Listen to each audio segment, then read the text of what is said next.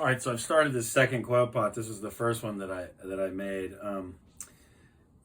We talked about line and shape a bit, right? And if you can see this silhouette, this line is pretty static. It's pretty straight, and then it kind of has this positive curve, right? It's a positive curve. Weight's kind of up here, and then it does curve into this line, but this line is fairly straight up as well. So on this piece, I was thinking about a little bit more movement in this line, right? This lower line, making it more of a reverse curve.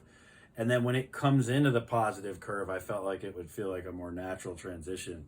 Of course, you know, you guys are struggling to just learn this process. So trying to get just a smooth line in terms of the form, the overall form is nice, but line, right? And then shape would be this kind of flattened out. But if you spin a shape, then it becomes form. And that's what we're doing when we're coil building. You're making this thing, you're tracing all the way around this thing so that it's really about form in space.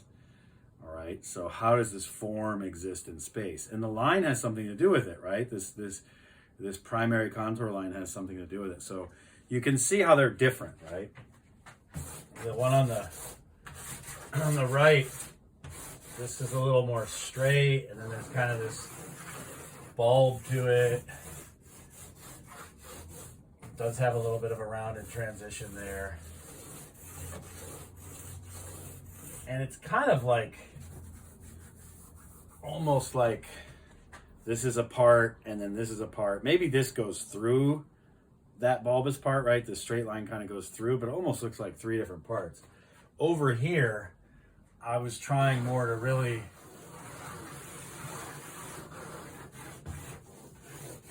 kind of make these flow out of that positive curve a little bit more. Right, so it's this flow. Sometimes what you'll see with this is this, like this curve right here is the same as this curve. It's just the opposite, right? So these things could almost, right, keep going, right? This nests into that. So this reverse curve is the same as that positive curve. It's just the other side, right? So it's like reverse curve, positive curve. So anyway, looking at things, thinking about line, thinking about shape, but then thinking about how once you translate them, right? Because I'm basically building this as I go into a form, right? I'm going around and around and around and around. I'm depositing clay at each one of these points all the way around, right? So that's a skill that will need to come to you. I've been doing this for a long time, so don't be discouraged that your coil pots don't look like my coil pots. They really shouldn't. If they did, I would be afraid of you. But we need to make 2 coil pots that are over 10 inches tall and go in at some point. That is the goal. Remember, if the clay dries out, you're gonna have to kind of start again. We'll be doing a drop off and another clay pickup shortly.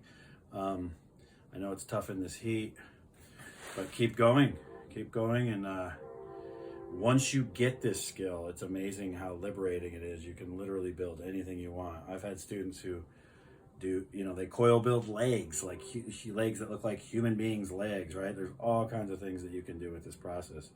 So just keep it going.